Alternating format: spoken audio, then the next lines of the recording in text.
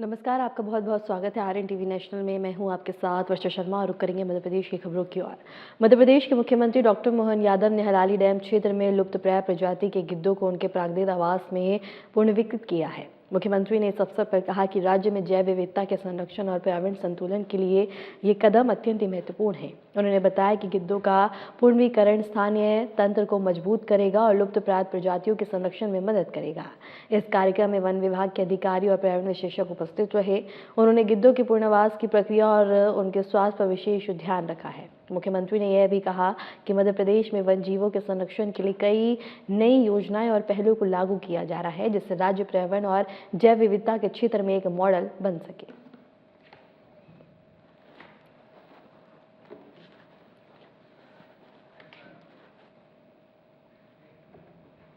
और इसके साथ ही इंदौर में ग्लोबल काबुली चना कॉन्क्लेव 2026 का भव्य उद्घाटन मध्य प्रदेश के मुख्यमंत्री डॉक्टर मोहन यादव द्वारा किया गया। मुख्यमंत्री डॉक्टर मोहन यादव ने कार्यक्रम में कहा कि यह कॉन्क्लेव किसानों और व्यापारियों के लिए नई संभावनाओं के द्वार खोलेगा। उन्होंने इस अवसर पर उत्पादन, निर्यात और तकनीकी सहयोग को बढ़ावा देने की महत्वपूर्ण पहल की है। इस आयोजन में देश भर के कृषि विशेषज्ञ, उद्योगपति और नीति निर्माता शामिल हुए। उन्होंने काबुली चने के उन्नत उत्पादन, विपणन और निर्यात संबंधी मुद्दों पर विस्तृत चर्चा की। कॉन्क्लेव का उद्देश्य किसान और उद्योग जगत को जोड़कर चना क्षेत्र में नवाचार और निवेश को बढ़ावा देना है।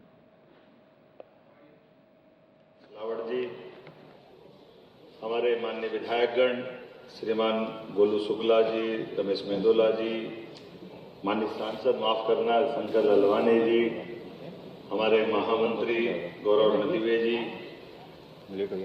हमारे चावड़ा जी, इस अवसर पर सोनकर जी, दोनों जिलाध्यक्ष सुमित मिश्रा और चावड़ा और एक उज्जैन के अध्यक्ष संजय अग्रवाल जी, इस पूरे आयोजन के लिए माननीय ओम प्रकाश जी बंसल, राजू शारदा जी, मुकेश बंसल जी, नवीन गर्ग जी, महेंद्र काला जी, अनूप बांगेजा जी, मनीष बंसल जी, और मुझे बताया गया है कि देश के काफी राज्यों से और विदेश से भी लोग आए। मैं आप सबका मध्य प्रदेश सरकार की ओर से स्वागत करता हूं, अभिनंदन करता हूं। चने के बारे में, वैसे इसकी पौष्टिकता के बारे में सच में ये खजाना है शाकाहार की थाली का। हमारे लिए इसके बारे में बताने की जरूरत नहीं है। और यशस्वी प्रधानमंत्री का जोरदार अभिनंदन करें श्रीमान नरेंद्र मोदी जी, जिनके नेतृत्व में देश न केवल एक क्षेत्र में बल्कि सभी क्षेत्रों में तेजी से आगे बढ़ रहा है।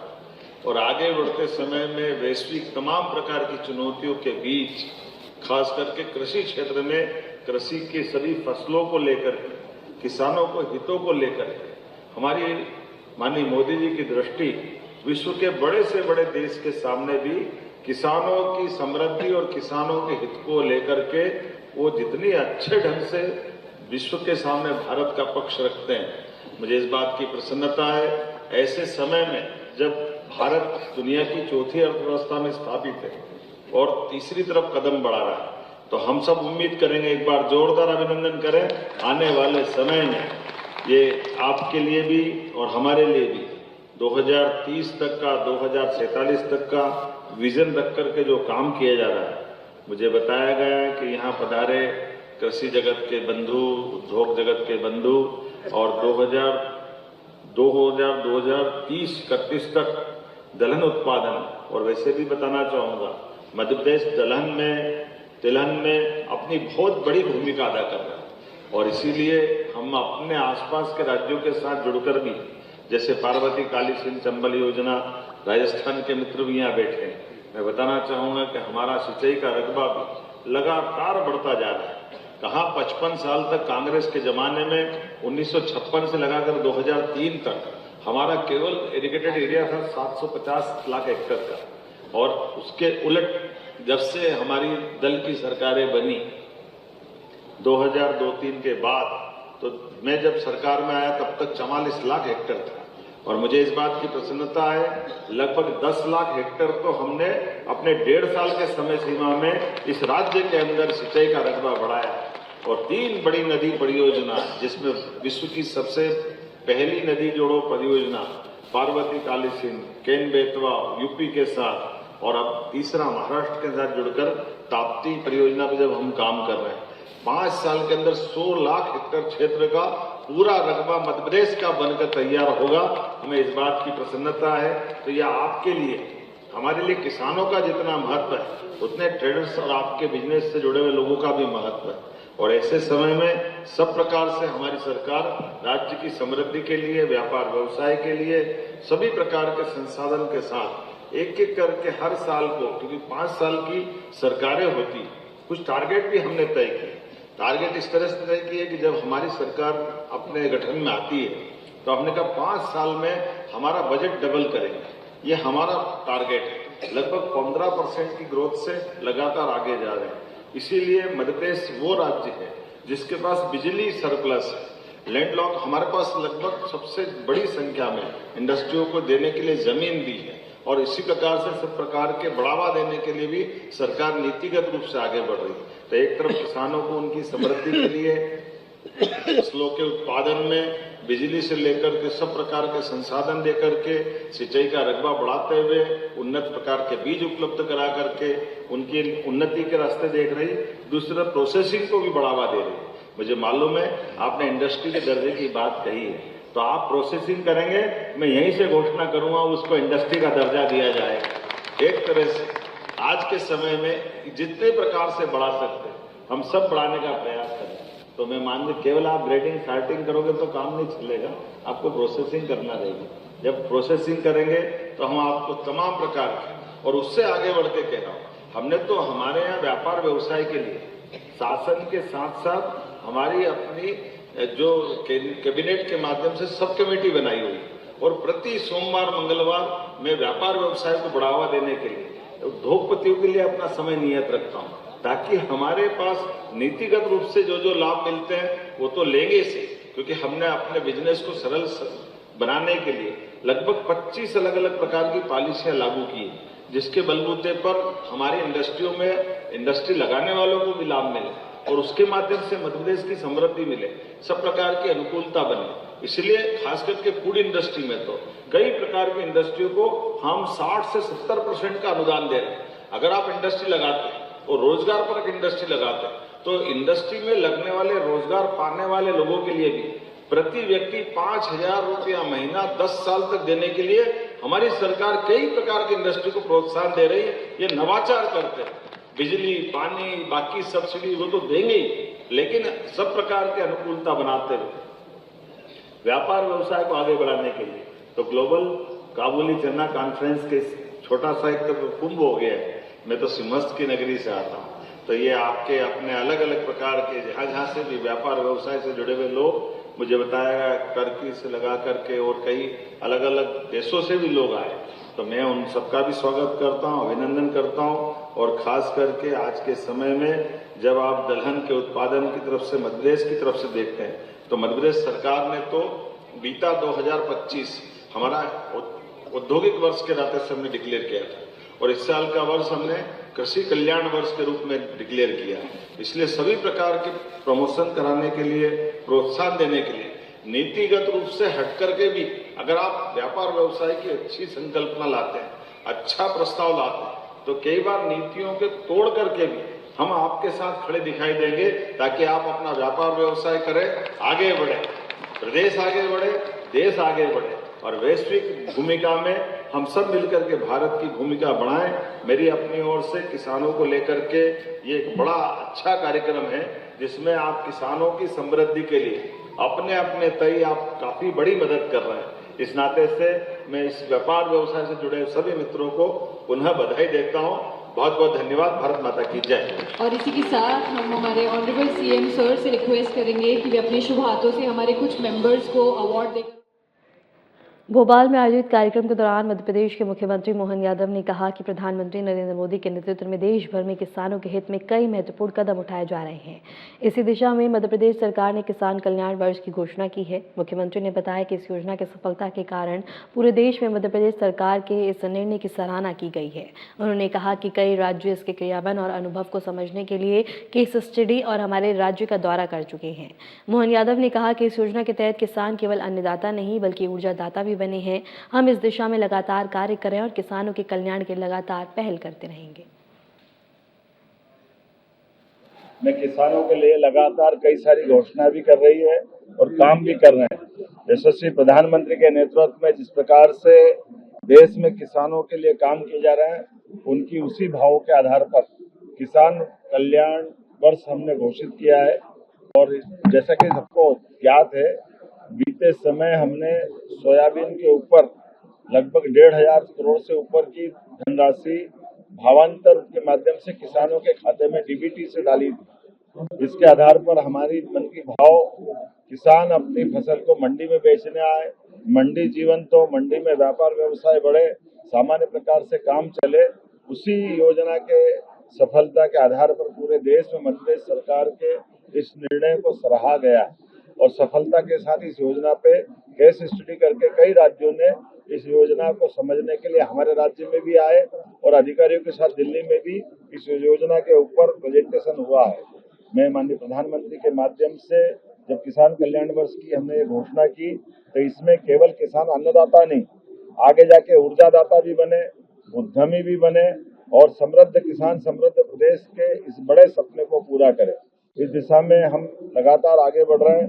इसलिए मध्य प्रदेश के अंदर देश का खाद्य भंडार बनाने के लिए वैश्विक एग्रो एक्सपर्ट के रूप में मध्य प्रदेश को जाना जाए, इस पे हम काम कर रहे हैं। और इसी सिलसिले में जब हमने भावांतर योजना सोयाबीन में सफलता के साथ लागू की, ऐसे में आज वर्तमान के समय में इस फसल के साथ हमारी सरसों के रकबों में पूर्व की तुलना में, क्योंकि सिंचाई का रकबा हमारा बड़ा है, एरीगेटेड एरिया नदी जोड़ो अभियान से लेकर नर्मदा के नदी के साथ साथ बिजली की उपलब्धता और पानी की उपलब्धता होने के कारण से वर्तमान में एग्रीकल्चर का सिंचाई रकबा 28% बढ़ा है सरसों को लेकर के, और द्वितीय अग्रिम अनुमान के अनुसार लगभग 15.71 मैट्रिक टन का इसमें वृद्धि हो रही है। हम इस तरह से इस सरसों के उत्पादन को भी प्रोत्साहन देने की नीति पे काम कर रहे हैं। यही कारण है कि वर्तमान में अभी सरसों के भाव 5500 से लेकर 6000 तक है, कई बार इसके रेट और गिर जाते हैं। ऐसे में हमारी माननीय मोदी जी के माध्यम से भारत सरकार की एमएसपी 6200 रुपये प्रति क्विंटल की, और इस आधार पर हमारे किसानों को उनकी एमएसपी का दाम मिलना ही चाहिए, इसलिए हम काम कर रहे हैं। इसलिए उनकी उपज के उचित मूल्य दिलाने के लिए प्रावधान और पात्रता के अनुसार भावांतर योजना के बलबूते पर हम पंजीयन करना प्रारंभ कर रहे हैं और एफएक्यू के आधार पर न्यूनतम समर्थन मूल्य किसानों को मिले, इसलिए हमने इस योजना पर काम करना प्रारंभ किया। और इसी आधार पर आगे जाकर के ये तिलहन का रकबा भी हमारे प्रदेश में बढ़े, इस पे हम काम कर रहे हैं। जब आज राज्य की औसत उत्पादकता की तरफ देखें तो हमने उसकी पात्रता अनुसार उसके भुगतान की सारी योजना बनाई। मुझे इस बात की प्रसन्नता है कि हमने सोयाबीन के समान जब इधर सरसों पे आगे बढ़ रहे हैं, तो ये उसी प्रकार से एक बड़ी धनराशि देने के लिए भी हम किसान को तत्पर है, ताकि किसान की हर हालत में एमएसपी पे उसकी फसल का। मुख्यमंत्री डॉक्टर मोहन यादव ने कांग्रेस नेता राहुल गांधी पर तीखा हमला बोला। उन्होंने कहा कि कांग्रेस अपनी हरकतों और बयानों से ही इस हाल में है। मुख्यमंत्री ने विशेष रूप से एआई समिट और कृषि संबंधित मुद्दे को लेकर विपक्षी पार्टी की आलोचना की। मुख्यमंत्री ने कहा कि देश और प्रदेश में कांग्रेस का रवैया लगातार विकास बाधित करने वाला है। उन्होंने एआई समिट पर कांग्रेस के विवाद बयानों को निशाना बनाते हुए कहा कि यह राजनीति की जगह प्रगति को रोकने का प्रयास है। साथ ही उन्होंने किसानों के मुद्दे पर भी कांग्रेस पर कटाक्ष करते हुए कहा कि वह केवल राजनीतिक फायदे के लिए मुद्दे को भुनाती है, जबकि सच्चे किसान कल्याण और उनकी समस्याओं का समाधान करना उनकी प्राथमिकता नहीं है।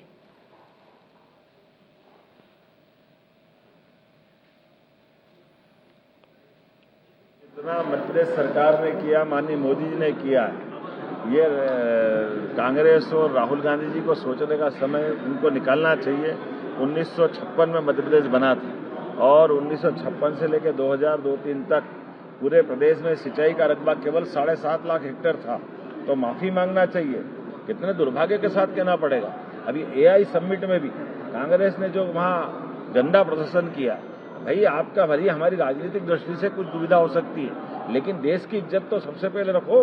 देश का मान सम्मान बढ़ाने के लिए दुनिया भर के एआई से जुड़े हुए लोगों को बुला करके बड़ा कार्यक्रम हुआ, लेकिन कपड़े खोलकर कांग्रेस ने अपनी गंदी मानसिकता का परिचय दिया।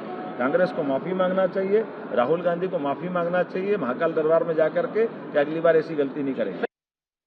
केंद्रीय कृषि मंत्री शिवराज सिंह चौहान ने कहा कि असम की धरती हमेशा से आस्था, आत्मशक्ति और आत्मनिर्भरता का प्रतीक रही है। यहाँ कामाख्या मां की कृपा, ब्रह्मपुत्रा नदी की कल कल ध्वनि और बिहू उत्सव की थिरकन जीवन को एक उत्सव बना देती है। इस सांस्कृतिक और प्राकृतिक वैभव के बीच राज्य के बीच कुछ वर्षों में विकास की नई उपलब्धियां हासिल की हैं।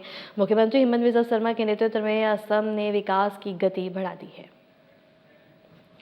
और इसके साथ ही बता दें कि शिवराज सिंह चौहान का बड़ा बयान सामने आया है, जहां उन्होंने असम में विकास की नई उड़ान को लेकर बयान दिया। सड़कों, पुलों की कनेक्टिविटी मजबूत हुई है। इसके साथ ही बता दें कि शिवराज सिंह चौहान का बड़ा बयान सामने आया है।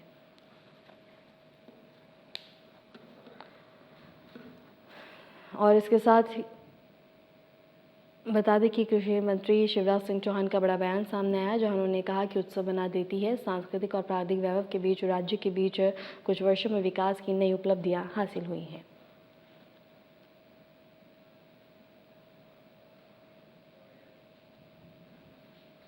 पर्याय है आस्था और विश्वास का। असम पर्याय है आत्मशक्ति और आत्मनिर्भरता का। असम पर्याय है अस्मिता और अखंडता का। असम के पास प्रकृति का प्रेम और संस्कृति का सौंदर्य है।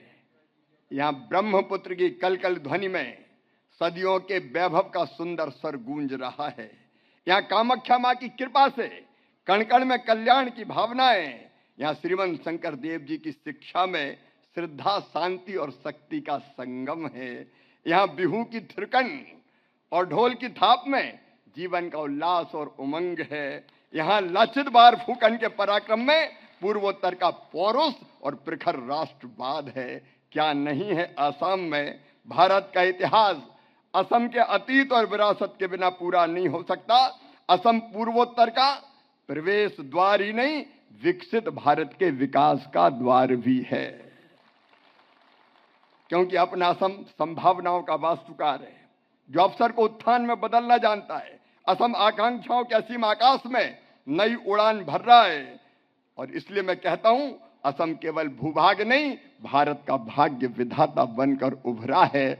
और इस असम की प्रगति और विकास का जो नया अध्याय हेमंत जी के हाथों लिखा जा रहा है, मुख्यमंत्री के रूप में प्रधानमंत्री श्रीमान नरेंद्र मोदी जी के आशीर्वाद से, मैं बधाई देता हूं हेमंत जी आपको। 5 वर्षों में असम में प्रतिदिन औसत 14 किलोमीटर सड़कों का निर्माण हुआ है, जो देश में सबसे ज्यादा है। असम नंबर 1 है। ग्रामीण विकास की योजनाओं में मैं आप सबसे कहना चाहता हूं, असम हिंदुस्तान में पहले स्थान पर है। असम नंबर 1 बन गया है। इसलिए मैं बधाई देता हूं। भारत और अमेरिका के बीच हुई ट्रेड डील के खिलाफ भोपाल में कांग्रेस के किसान महाचौपाल है। भोपाल के जवाहर चौक पर होने वाली इस चौपाल को कांग्रेस के राष्ट्रीय अध्यक्ष मल्लिकार्जुन खड़गे, लोकसभा में नेता प्रतिपक्ष राहुल गांधी संबोधित करेंगे। जवाहर चौक के सामने अटल पथ के दोनों तरफ की सड़कों पर बड़ा डोम लगाया गया है। कांग्रेस का दावा है कि करीब 50,000 लोगों के बैठने के लिए कुर्सियां लगाई गई हैं। कार्यक्रम दोपहर 2 बजे से शुरू होगा। महाचौपाल की तैयारियां पूरी होने के बाद मध्य प्रदेश कांग्रेस के प्रदेश अध्यक्ष जीतू पटवारी ने भास्कर से कहा कि इस ट्रेड डील से किसानों की गर्दन ट्रंप की तलवार पर रख दी गई है। प्रधानमंत्री नरेंद्र मोदी को 3 काले कानून वापस लेने पड़े थे, वैसे ही यह ट्रेड डील भी वापस लेनी पड़ी है। मंच पर मल्लिकार्जुन खड़गे और राहुल गांधी के साथ करीब 250 नेता बैठेंगे। इनमें बता दें कि कांग्रेस प्रभारी हरीश चौधरी, पूर्व केंद्रीय जयराम रमेश, कांग्रेस मीडिया डिपार्टमेंट के नेशनल चेयरमैन पवन खेड़ा भी मौजूद रहेंगे।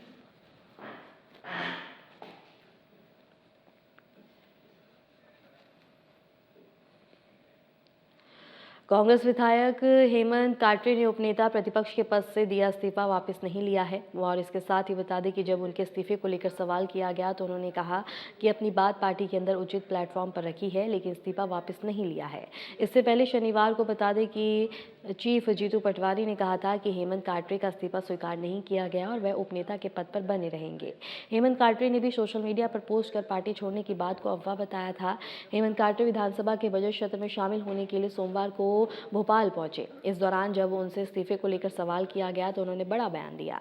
कांग्रेस विधायक ने कहा कि हमारे संगठन मंत्री जिम्मेदार पद पर हैं, मैं उन्हें अपनी बात लिखकर दे चुका हूं। मैंने अपनी बात पार्टी के अंदर उचित प्लेटफॉर्म पर रखी है, मैंने इस्तीफा वापस नहीं लिया है। पार्टी जो भी निर्णय लेगी वह मेरे लिए निर्णायक होगा, क्योंकि पार्टी मेरे लिए मां समान है। मैं दबाव में काम नहीं करता हूं, मैं किसी व्यक्ति, दल या विभाग के दबाव में नहीं आऊँगा।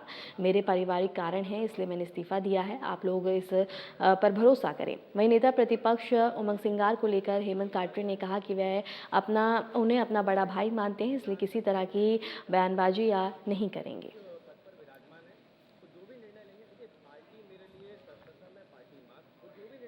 स्वीकार कर सकते हैं, अस्वीकार कर सकती, वो पार्टी के सर्वोच्च पद पर विराजमान है। वो जो भी निर्णय लेंगे, देखिए पार्टी मेरे लिए सर्वप्रथम है, पार्टी मां समान है। पहले भी मैंने इस बात को कहा, मेरे पिताजी ने भी इस पार्टी के लिए खून पसीना एक किया। मेरा नैतिक दायित्व है अपनी पार्टी के लिए हमेशा खड़े रहना, और मैं हमेशा खड़े रहूंगा। आपने कारण पूछा, उनने पूछा दबाव था क्या, करता ही नहीं होता, क्योंकि ऐसा मुझे नहीं लगता कि ऐसा कोई भी व्यक्ति, ऐसा कोई भी दल या ऐसा कोई भी, वो जो भी निर्णय लेंगे स्वीकार। जबलपुर में नेशनल हाईवे 45 पर स्थित शाहपुरा रेलवे ओवरब्रिज का एक हिस्सा अचानक से ढह गया, जिससे क्षेत्र में हड़कंप मच गया है। ये ओवरब्रिज रेलवे लाइन के ऊपर बना है और रोजाना भारी वाहनों का आवागमन यहां से होता है। गनीमत रही कि घटना के समय पुल पर ट्रैफिक कम था, अन्यथा बड़ा हादसा हो सकता था। इसके साथ ही बता दें कि पुल के एक हिस्से में पहले से दरारें दिखाई दे रही थी। स्थानीय लोगों का कहना है कि कुछ समय से मरम्मत कार्य भी चल रहा है और हादसे के बाद प्रशासन और रेलवे के अधिकारी मौके पर पहुंचे हैं। एहतियातन यातायात रोक दिया गया है और आसपास के क्षेत्र को बैरिकेडिंग कर सुरक्षित बाहर किया गया है।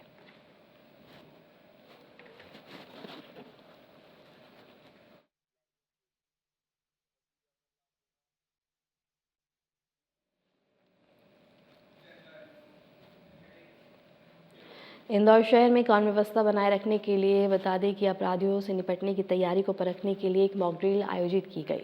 इस अभ्यास में पुलिस बल, स्थानीय प्रशासन और आपातकालीन टीमों ने भाग लिया है। ड्रिल के दौरान आर टीयर गैस के गोले दागे गए और भीड़ नियंत्रण तकनीकों का प्रशिक्षण किया गया। अधिकारियों ने कहा कि अभ्यास सामाजिक सुरक्षा, आपात स्थितियों में प्रक्रिया क्षमता बढ़ाने के लिए जरूरी था। इस मॉक ड्रिल का उद्देश्य न केवल बता दें कि आतंकों को रोकना, बल्कि नागरिकों की सुरक्षा सुनिश्चित करना भी था। प्रशासन ने लोगों से सहयोग और सुरक्षा नियमों का पालन करने की अपील की है।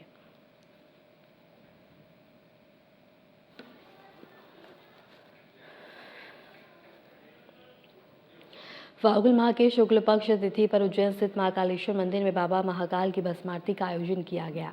मंदिर में उपस्थित भक्तों ने इस पवित्र अवसर पर भस्म आरती कर दर्शन लिया और भगवान महाकाल का आशीर्वाद प्राप्त किया। भस्म आरती की परंपरा श्रद्धालुओं में अत्यंत ही श्रद्धा और भक्ति का प्रतीक मानी जाती है। मंदिर प्रशासन ने व्यवस्थाओं को सुव्यवस्थित रखा, जिससे भक्तों को आसानी से दर्शन और आरती में भाग लेने का अवसर मिल सके।